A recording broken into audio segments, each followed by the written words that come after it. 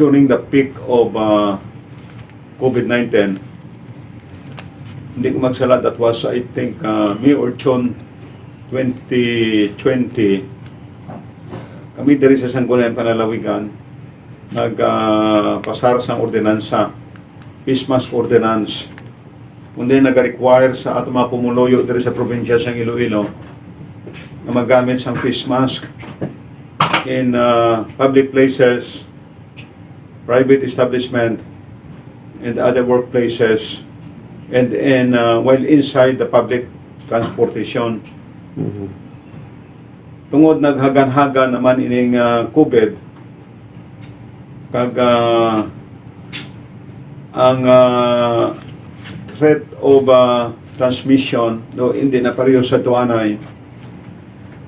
especially during the enhanced community quarantine sa tuanay, decision kita na i-amend ang face mask ordinance kag ang amendatory ordinance require sa mga pumuloy sa probinsya sa Iloilo sa paggamit sa gihapon sa face mask in the indoor of public places,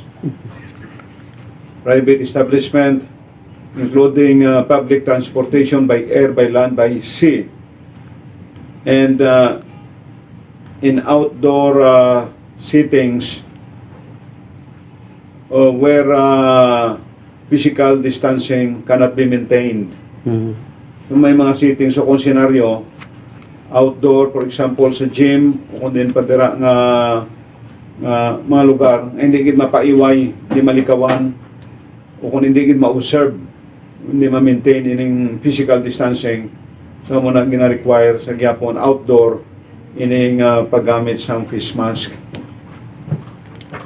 Okay. Mas mahapos iya ang pag-amendar sa nadri sa province kag wala gawas ang resistance sang kita nga napatyan from the people sa Kabanwanan. Kay mathag ang ipag-introduce ang sining amendment sa ordinansa. Ngayon sandig na to na kete nakita man naton nga nagaganhaga na gid man, no? Kag when we conducted the committee hearing, hambal man sa representative sa provincial health office as if naghagan-hagan gid man ang COVID, kag ang degree of infection sini, ang degree of severity of my infection gid man, kag ang rate of transmission nagaganhagan man, hindi gid pareho sa tuanay sa masilin nato naga-peak or during the enhanced community quarantine. Sabay naton sa aton mga pumuluyo diri sa probinsya sa Iloilo, sa gihapon hindi kita magkumpiyansa, hindi kita magsalig kay sa gihapon ara pang COVID kag may mga variants pa ini. Although masiling naton hindi na ini pareho sa tuanay, pero hindi kita magsalig, hindi kita magkumpiyansa, kapin pa'y ng may mga comorbidities, kapin pa'y ng atong mga senior citizens, no? Kag kita manti ko na magkumpiyansa kita, kag in kaso doktan kita sa COVID, masig kita pa mangin carrier pakato dito sa atong